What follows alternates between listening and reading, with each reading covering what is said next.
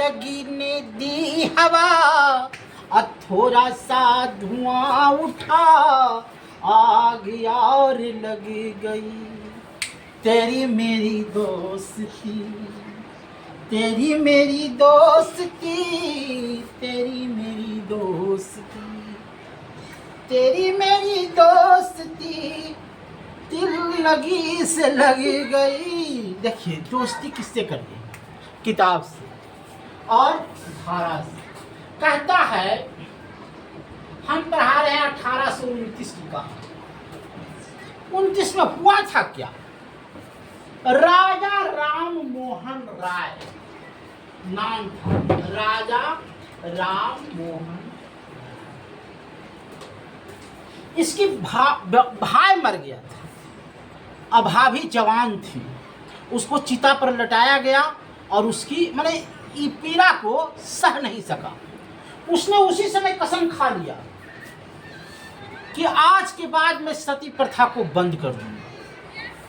तो इसमें एक सहायता दिया जिसका नाम था लॉर्ड विलियम बेटिंग। ये जा के मिला लॉर्ड विलियम बेटिंग से। ये भी बेचारा जवान था, एकदम केस रखता था। कहा ए लॉर्ड विलियम बेटिंग साहब, तो क्या आप सती प्रथा को बंद करते हैं कि नहीं? इसने एक धारा लागू किया जिसका नाम था 17। 17 का अर्थ होता है खतरा। 17 का अर्थ होता है खतरा। इसने कहा कि किसी भी महिला को सती नहीं किया जाएगा, सती प्रथा को बंद किया जाएगा। राजा राम मोहन राय इतना तक किया कि अपना बेटा की शादी एक विधवा से कर दी। कि देखिए समाज में अभी भी बुराई है, मगर समाज उस बुराई को देख करके सोचता है कि हमको क्या लेना देना है। आज जानते हैं आज के दौर में समाज में दहेज प्रथा एक बुराई है। जिसको जिसको दहेज है, बेटी है, अच्छा घर में शादी नहीं होता है, काहे के लिए, और उसकी हत्या होता है, दहेज नहीं देता है तो इसकी बेटी की हत्या हो जाता है, फांसी लगा के मर जाता है। तो दहेज आज भी है और समाज में आज भी एक राजा राम मोहन राय की जरूरत है। राजा राम मोहन राय को जरूरत है भारत में अभी के दौर पर कि दहेज प्रथा को बंद किया जाए। इस दहेज पर देखिए, आपको माँ चाहिए, आपको बेटा चाहिए, आपको बहू चाहिए, आपको दहेजो चाहिए। इस दहेज को बंद कीजिए, दहेज प्रथा को बंद कीजिए और बहू को सम्मान दीजिए। अगर दहेज प्रथा बंद हो जाए न तो नारी की दशा और दिशा समाज में अच्छा हो जाए। खैर क्या बात है। देखिए गांधी जी ने कहा था, गांधी जी ने कहा था कि राज्य अनैतिक है, राज्य अनैतिक है और अनापेक्षित राज्य है। गांधी जी ने कहा, गांधी जी ने कहा था कि राज्य अनैतिक है, अनापेक्षित है और अधिक है।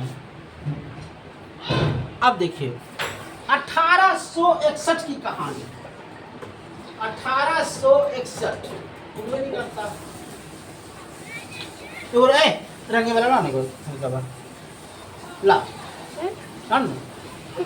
हाँ 1861 लिखे वाला ना तेरा पास ले ला।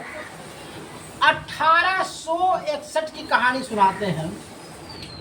उस समय था लॉर्ड कैनिंग, गवर्नर था लॉर्ड कैनिंग, लॉर्ड कैनिंग। इसने क्या किया, लॉर्ड कैनिंग ने क्या किया, 3 गो शहर चुना, एक कलकत्ता, एक मद्रास और एक बम्बई।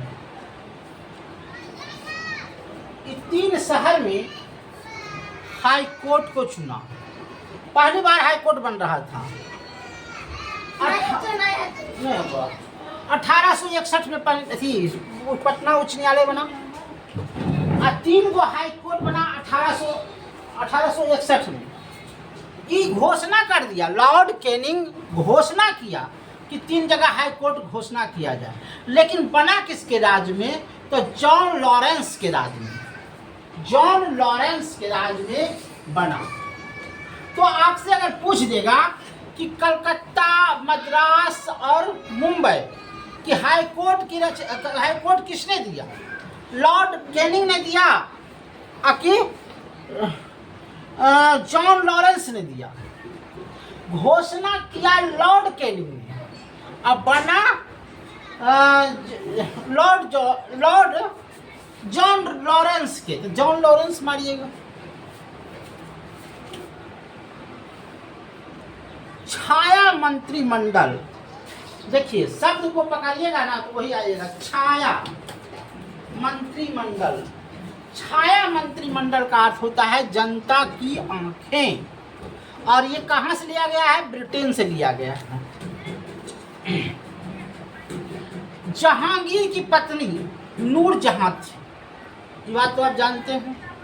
नूरजहां लखनऊ में रहती थी और वो क्या करती थी? चित्रकला जो अच्छा बनता था ना उसको पैसा वो देती थी। क्या बहुत सुंदर चित्रकला है। और जहांगीर जो था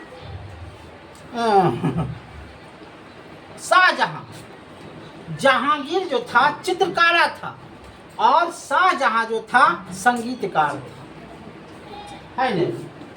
अब पूछ देगा कि चित्रकारी की प्रथा किससे शुरू हुई? तो अकबर के राज से शुरू हुई, लेकिन अकबर के काल में उतना विख्यात नहीं हुआ। अब जैसे देखिए हमरे फोटो आ रहे हैं, हमरे फोटो इसमें आ रहा है, तो ये मोबाइल कब से शुरू हुआ? अरे अंबानी के राज में। तो जिस उस समय न अगर आपका चित्र फोटो बन गया तो आप बहुत बड़ा अच्छी आदमी हो गए। और वो सब क्या था? अकबर मर गया, शाहजहां मर गया, जहांगीर मर गया, लेकिन उसका फोटो अभी भी है ना। आए अभी भी रजिया बेगम का हम फोटो देखे हैं। रजिया बेगम बहुत खूबसूरत थी, तो फोटो से पता चलता था कि वो सब कैसा था।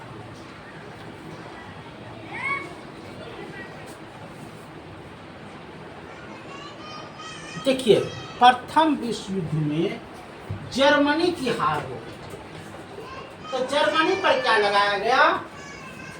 कोयला जर्मनी वाला कुल लूट लिया। इधर कोयला हमें दे दे, जुर्माना लगाया गया जर्मनी पर।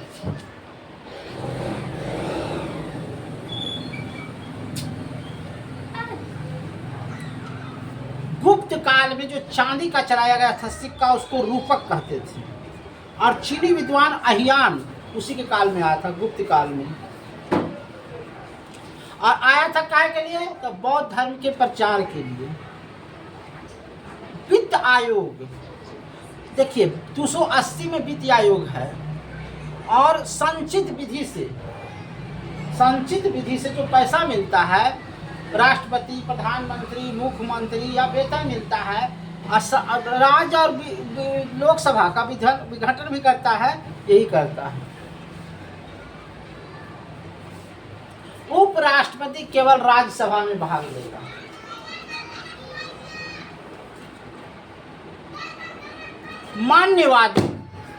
मान्यवादी जो होगा वह लोकसभा में बैठेगा मगर किसी के पक्ष में बोल नहीं सकता। मान्यवादी को वोट है, मानवादी को नियुक्ति राष्ट्रपति करता। आज तक इतना ही है न। जिंदगी ने दी हवा, थोड़ा सा धुआं उठा और आग लग गई, और तेरी मेरी दोस्ती प्यार में बदल गई।